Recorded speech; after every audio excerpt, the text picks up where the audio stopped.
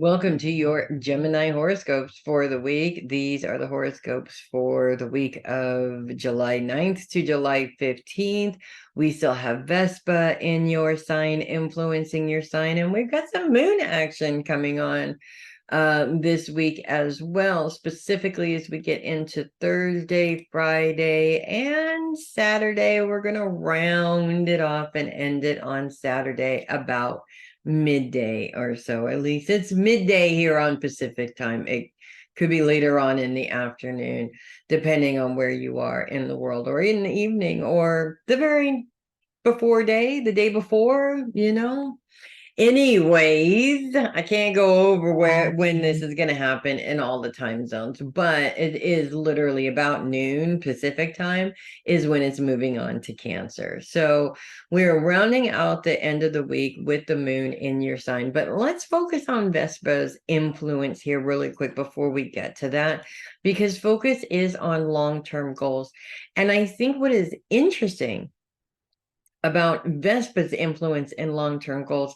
Vespa is, we've talked a little bit about this before, she is known as the eternal flame that burns on the hearth of, basically, this is that space inside of you that you feel is home in some way. And while we're talking about long-term goals here, usually that place is established a long time ago. But I feel like it is a perfect time for you to reconnect with that time to make sure that you are on the right track in terms of your goals. Now, if back then is like when you're a little kid and your goal was to work at McDonald's, okay. When I was in kindergarten, that was my goal in life, was to work at McDonald's. I have yet to work at McDonald's, by the way. I've never worked at McDonald's, but when I was 5, that's what I was gonna do. Definitely connecting with her. I don't think that I would go and continue that goal, but I'm talking about looking back to your younger years, to what did you want to be when you grow up, and just kind of sort of check in and see if that's something that is still a thing. For instance, when I was a kid, there's been places that I've always wanted to go in the world that I was fascinated with. So that's a goal that I can check in with and see if there's anything that I can do about that. So I feel like we're always looking at long-term goals from here now, but it's really important to go backwards and to check in with the younger versions of yourself to make sure that you also achieve those goals as well. If you are a habitual non-goal achiever, that is not the right energy that you want to put into from here on out. So that's something that you're going to want to identify and make sure that that doesn't continue to happen, if that makes sense. As the moon moves into your sign, we're going to move it right in with this great big challenge, of course, because I mean, why not, right? You guys are Gemini, stirring the pot is your thing.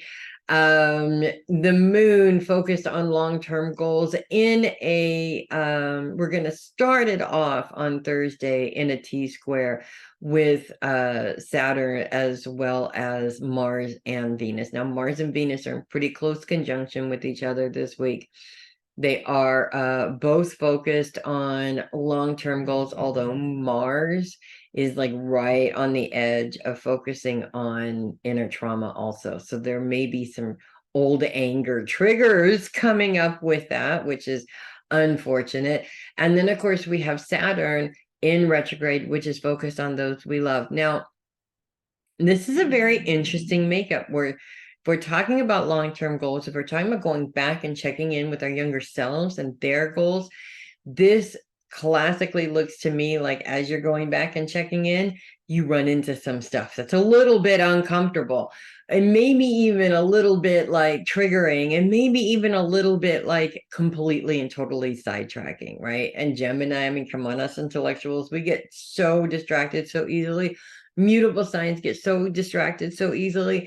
And then what happens is that we forget the whole reason why we looked back, because we got stuck in this mess over here that now we're in our heads going over and over and over and over again.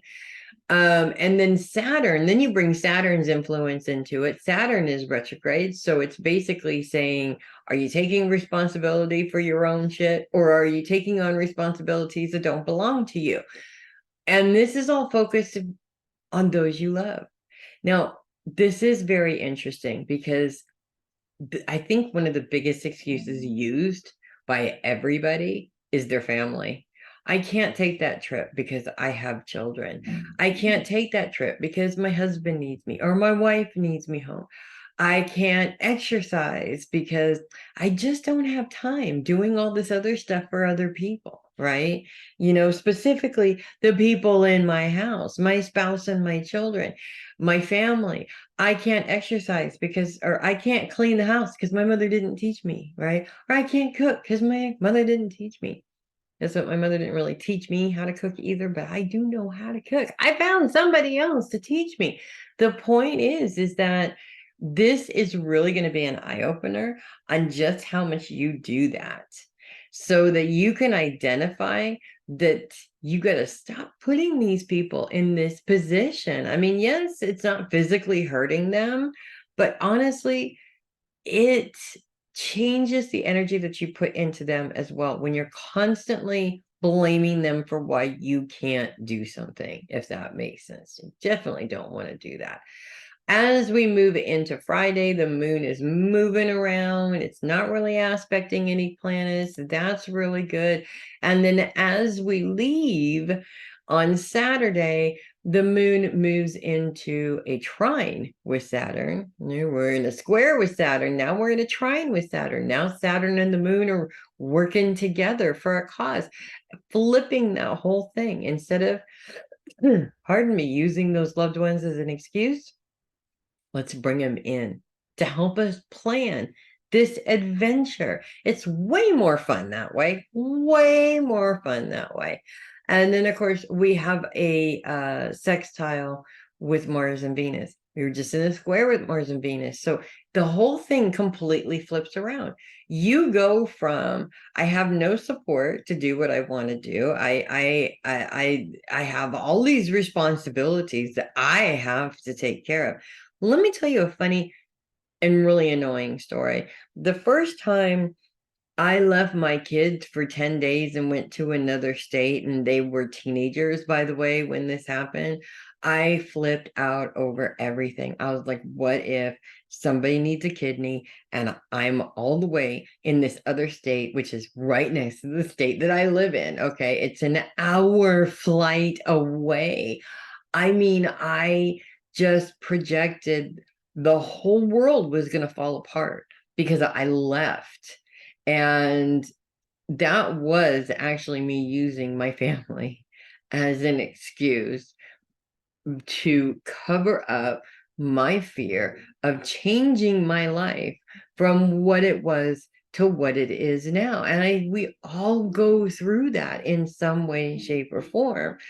And when we start to realize what we're doing, we also start to realize it's really unfair to put that responsibility on other people. Not to mention the fact that when we are pointing the finger at other people and saying, I can't do this wonderful thing for myself because of this person, we are also handing them the power over our lives, which means we never evolve. We never get better. We never grow. We stay the same while we continue to act like somebody else has the power over it. And that's why we can't do it. It is probably one of the worst things the human beings do to themselves, period. So think about that as you're toying with these ideas, as you are pondering these ideas and the different things that you want to do, ask yourself, are you going to do it? Or are you going to talk about doing it? And then get her done. So that's what I have for you guys this week. If you love your horoscopes, do like the video, do subscribe so that you can get notified when the video comes back again. And don't forget to click the link below and send me a coffee because you know I need some coffee. I will see you guys next week. Make it a great week, everybody.